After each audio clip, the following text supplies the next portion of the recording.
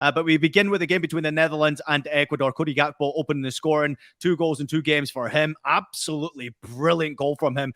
He's the second Dutch player to score in his first 2 FIFA World Cup appearances after Memphis Depay back in 2014 and Valencia, 49 minutes in.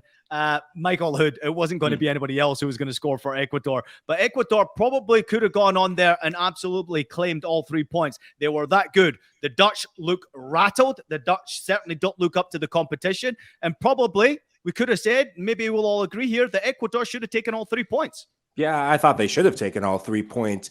Out wide, the 2 wingbacks for Ecuador playing a back 5 and really a back 3, and then the 2 wingbacks providing the width in that line of 4. Moises Caicedo wasn't one of his best games. It was always going to be a difficult matchup between he and Frankie de Jong. Caicedo was at fault. It was an errant pass and really errant touch of his that sprung Cody Gakpo for the first goal.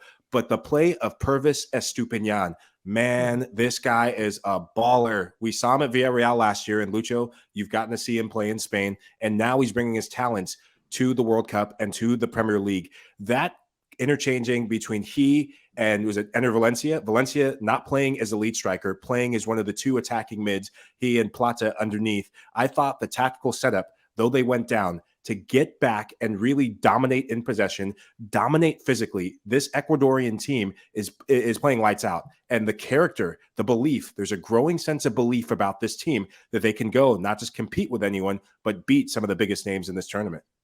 Definitely, in every 50-50 they were there, and every second ball they were there, and every pressure and high line, every single aspect of the game they were dominated. They were winning. You could see that the Netherlands didn't know what to do with the ball.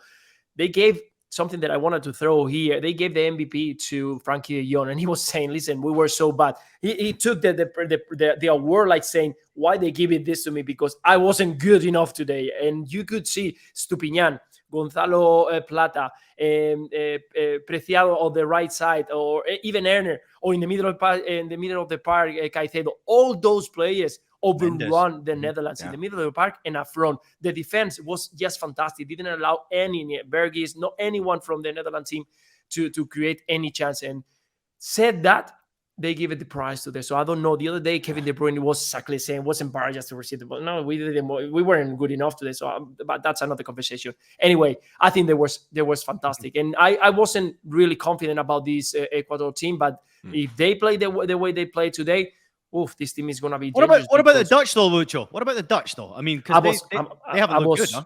Yeah, they were poor, very, very poor. I mean, I could see Frankie de Jong just dropping so much to try to make like the line of 3 to try to bring the ball up. But in the moment he got the ball, was looking at and say, to who I have to throw this ball? Because if I'm not in the middle, who is in the middle? Because Klaassen wasn't even near him, and there was no one else. The 3 players up front, they were far away. So every single time he was dropping down, grabbing the ball and looking around and saying, what can I do now? I have to start making the run forward, try to break 2 lines. And Ecuador, they are quick and they are strong, so it's not easy to break those lines. So it was about Ake or Van Dijk. Van Dijk was decent today, and Ake trying to bring the ball forward, but there was no one to try to build up. It was all about sending long balls to Gakpo, and I think it wasn't not good enough. Yeah, credit to Ecuador. I think they're fantastic. I think the thing with Ecuador as well, people should realize is they're a young side. They've got a real tremendous amount of talent. It's not this World Cup, it's the next World Cup is when you should really be worried. At that age where they'll all be in that prime of their career, and how they're playing now, it's fantastic to see. The setup was all right. The energy was there. And I think that when you see that performance from Ecuador today, they knew that this would be more so of a challenge than obviously the Qatar game. So they were really, really tuned in for this.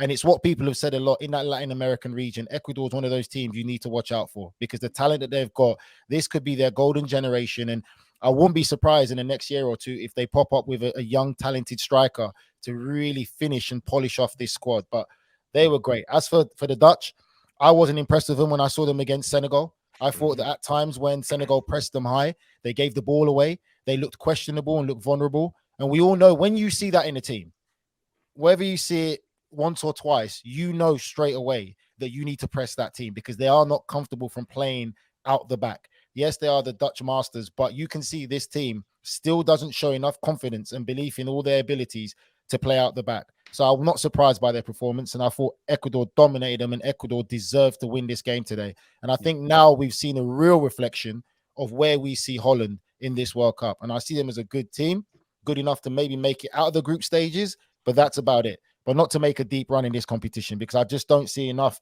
where they can make substitutions, can affect the game, or do a lot of changes. And even Van Gaal, how we love him so much, he was so honest that they didn't deserve to win today. And that's what I admire about a manager who tells the truth. When we looked at the lineup and we signed off on this asking, how do you go up against this Dutch team? Ecuador going with the back five. And the question was, do you sit back and absorb? Or do you do, Nigel, I think Ian, you both tossed this up, or do you do what Senegal did to press? Ecuador's goal, look at what it came off of. Once they went behind the goal, they changed their tactics up. They started moving their line of confrontation higher up the field, and they started pressing. The goal came off of a high press. They won it in the Netherlands end. Frankie de Jong gambling on a pass to Justin Timber. Justin Timber thinking he was Justin Timberlake trying to be the star of the show, playing higher up the field. I don't know what a center back and a back three is ever doing in the middle of the park next to a defensive midfielder. And because he evacuated that space, Ecuador was lethal on the counter, and it was the likes of Estupiñán and Ener Valencia. One thing to think about with Ecuador as we sign off on this game is Ener Valencia's health. As he goes, this team really goes in terms of finishing in the box. He's been the clinical player in this World Cup, really, next to Richarlison, what we've seen with some of the other players. But I really have thought that he's been such a poacher and looked really primed for this tournament. For the Netherlands, they are desperate, and they need Memphis Depay to get healthy. There's a difference when he comes on the field. There's more clever movement, but his health, they don't look the same team with his health being on the recovery path. Nigel, anything to add there? You're a bit disappointed. No, I mean, it's interesting when Mike said, because we talked about it, and I asked you the question, Ian, about the formation. They're going the wrong way about it. And I said to you that for me, when you look at that game, it's you should analyze games and teams. You know, when you see the foundation, the fundamental foundation is there. When I saw Senegal press that Dutch team, they struggled playing out the back and chances were there. So I said to you guys that I think Ecuador should press them high. And like Mike said, when they started to press them high, that was it. But when you sit off them, anyone, Lucho will tell you, any half-decent player, you give them time and space on the ball, they'll do amazing things. You close them down, they're going to have to work harder to make something happen. Yeah, let's get into some useless stats before we get out of here as well. Ener Valencia now scored in the last 6 goals in World Cups for Ecuador, dating back to 2014. His third of this tournament, leading the goal scoring, obviously, in the World Cup. And here's another stat for you. No player in the tournament's history has scored 6 consecutive World Cup goals for a South American nation. And a quick word on Cody Gakpo. He's been directly involved in 34 goals in 28 games for club and country, 18 assists, 16 goals. He has been the one star that's pretty much shining, but still a youngster trying to prove himself on the big stage, and a lot of weight to take on your shoulders when the Dutch expect, including their fans.